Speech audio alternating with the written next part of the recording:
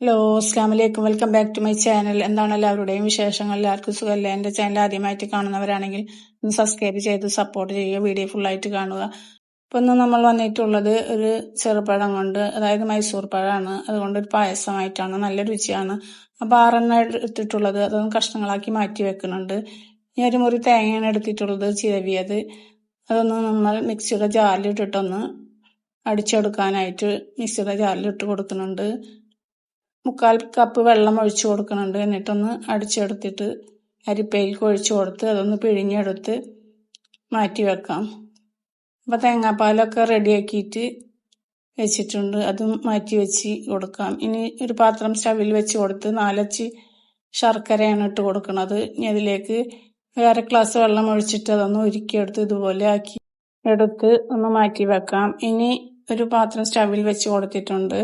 ചൂടായ ശേഷം 1 ടീസ്പൂണ് മിൽമ നെയ്യാണ് ഒഴിച്ചു കൊടുത്തിട്ടുള്ളത്. എന്നിട്ട് ചെറുപഴം കഷ്ണങ്ങളാക്കിയത് അതിലേക്ക് ഇട്ട് കൊടുത്ത് ഒന്ന് ചെറുതായി വഴറ്റിയെടുക്കാം. നന്നായിട്ട് വഴന്ന് കിട്ടണ്ട, ചെറുപഴം ആയതുകൊണ്ട് പെട്ടെന്ന് എന്ത് കിട്ടും. അപ്പം അധികം ടൈമൊന്നും അത് വഴറ്റേണ്ട ആവശ്യമില്ല, 1 മിനിറ്റ് നേരം ഒന്ന് വഴറ്റിയെടുത്താൽ മതി.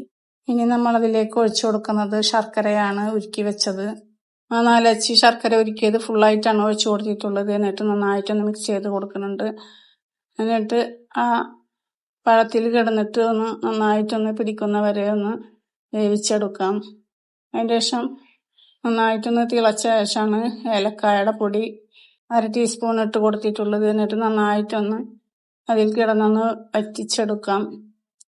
അപ്പം അതാ നന്നായിട്ട് തിളച്ച് ഒന്ന് ഇതായി കിട്ടിയിട്ടുണ്ട്. ഇനി ഇത് അതിൽ നിന്ന് ഈ ഒരു ഇതിലായി കിട്ടിയിട്ടുണ്ട്. ഇന്ന് നമ്മൾ അതിലേക്ക് ഒരു വലിയ ടീസ്പൂണ് അരിപ്പൊടിയാണ് എടുത്തിട്ടുള്ളത്. അത് തേങ്ങാപ്പാൽ ഒഴിച്ചിട്ട് ഫുള്ളായിട്ട് ഒഴിക്കുന്നില്ല, സ്വല്പം തേങ്ങാപ്പാൽ ഒഴിച്ചിട്ട് നന്നായിട്ടൊന്ന് മിക്സ് ചെയ്ത് കട്ടയില്ലാതെ ആക്കിയിട്ട് അതിലേക്ക് ഒഴിച്ചു കൊടുക്കാം. അപ്പോൾ ആ പഴം ശർക്കരയൊക്കെ വറ്റി ആയിട്ട് കിട്ടിയിട്ടുണ്ട് ഇനി അതിലേക്ക് ഒഴിച്ചു കൊടുത്ത് നന്നായിട്ട് മിക്സ് ചെയ്ത് കൊടുക്കാം.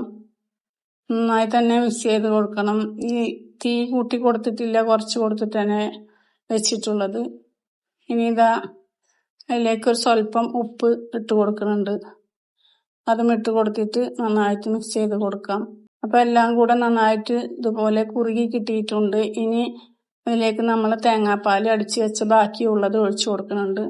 എന്നിട്ട് നന്നായിട്ടൊന്ന് ഇളക്കി കൊടുക്കണം, ഇല്ലെങ്കിൽ അതിൽ കട്ടായിട്ട് പിടിക്കുള്ളൂ. അപ്പോൾ നന്നായിട്ട് ഇളക്കി കൊടുത്ത് ഒന്നും കൂടെ നന്നായി തിളപ്പിച്ചെടുക്കണം. അതിൽ കിടന്ന് വീണ്ടും ആ പാല് ഒഴിച്ചതും എല്ലാം നന്നായി മിക്സായിട്ട് കിട്ടണം. അപ്പോൾ അതാ ചെറുതായി കുറുകി കിട്ടിയിട്ടുണ്ട്. ഇനി അത് ഒന്നും കൂടെ നന്നായി കുറുകി എടുത്തിട്ട് ഇറക്കി വെക്കാം.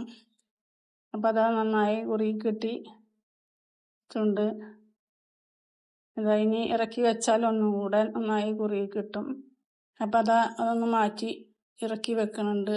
സ്റ്റവിൻ്റെ മേലിൽ വേറൊരു പാത്രം വെച്ച് കൊടുത്ത് അതിലേക്ക് 2 ടീസ്പൂൺ നെയ്യാണ് ഒഴിച്ചു കൊടുത്തിട്ടുള്ളത്. ഇനി അതിലേക്ക് ചൂടായ ശേഷം അണ്ടിപ്പരിപ്പ് മുന്തിരിയും ഇട്ട് കൊടുത്ത് ഒന്ന് റോസ്റ്റ് ചെയ്തെടുക്കാം. ഇത് റോസ്റ്റ് ചെയ്തിട്ട് എടുത്തിട്ടുണ്ട്. ഇനി ആ ചെറുപഴത്തിൻ്റെ പായസത്തിലേക്ക് ഒഴിച്ചു കൊടുക്കാം. അപ്പോൾ നല്ല രുചിയാണ്. ഇത് ചൂടാറിയാൽ നല്ല കട്ടിയും എല്ലാതും നന്നായിട്ട് ആയി കിട്ടിയിട്ടുണ്ട്. കണ്ടില്ലേ, നല്ല കട്ടിയായിട്ട് കിട്ടിയിട്ടുണ്ട്. ഇനി അതൊരു പാത്രത്തിലേക്ക് മാറ്റി കൊടുക്കുന്നുണ്ട്. ഇതിൻ്റെ കൂടെ ചെറുപഴം പീസാക്കിയിട്ട് ഇട്ട് കൊടുത്തിട്ടുണ്ട്. അങ്ങനെ കഴിക്കാനും നല്ല രുചിയാണ്. അപ്പോൾ എല്ലാവരും ഇതുപോലെ ഒന്ന് ഉണ്ടാക്കി നോക്കുക. വീഡിയോ ഇഷ്ടപ്പെട്ടാൽ ലൈക്ക് ചെയ്യാനും ഷെയർ ചെയ്യാനും സബ്സ്ക്രൈബ് ചെയ്യാനും കമൻറ്റ് ചെയ്യാനും മറക്കരുത്. വീഡിയോ ആദ്യമായിട്ട് കാണുന്നവരാണെങ്കിൽ ഒന്ന് സബ്സ്ക്രൈബ് ചെയ്ത് ഒന്ന് സപ്പോർട്ട് ചെയ്യുക. വീഡിയോ ഫുള്ളായിട്ട് കാണുക. ഇനി മറ്റൊരു വീഡിയോയുമായിട്ട് വരാം.